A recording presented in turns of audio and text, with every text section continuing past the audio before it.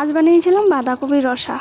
যেহেতু আজকে নিরামিষের দিন মানে সোমবার, সেজন্য কি রান্না করব ভাবতে ভাবতে ফ্রিজে দেখতে পেলাম বাঁধাকপি আছে। তো ভাবলাম আজকে বাঁধাকপি দিয়ে রসাটাই রান্না করা যাক। তো হ্যালো এভরিওয়ান, কেমন আছো? আশা করি ভালোই আছো, আমিও খুব ভালো আছি। তো বাঁধাকপির রসাটা কি করে রান্না করলাম চলো একটুখানি দেখে নিই।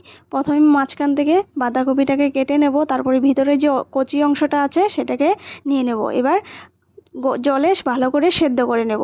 তারপরে পিস পিস করে কেটে কাঠি দিয়ে ভালো করে আটকে দেবো যাতে খুলে না যায়। তারপরে বেসনে ডুবিয়ে লাল লাল করে ভেজে নেব, মানে বড়াগুলোকে ভেজে তুলে রাখবো। তারপর ডুমো ডুমো করে আলু কেটে রেখেছি, পরিমাণ মতন সরষের তেল দিয়ে দেবো পুরনে শুকনো লঙ্কা, তেজপাতা, জিরে। তারপরে দিয়ে দেবো আলু দেওয়ার পরে নুন হলুদ দিয়ে ভালো করে লাল লাল করে আলুগুলোকে ভেজে নেব। আর এদিকে চলো মশলাটা করে নিই।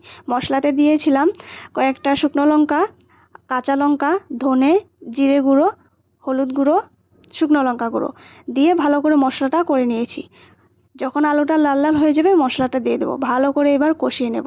কষানো হয়ে গেলে দিয়ে দেবো জল, পরিমাণ মতন জলটা দিয়ে ফুটতে দেব। তো রেসিপিটা কেমন লাগলো অবশ্যই কিন্তু জানাবে।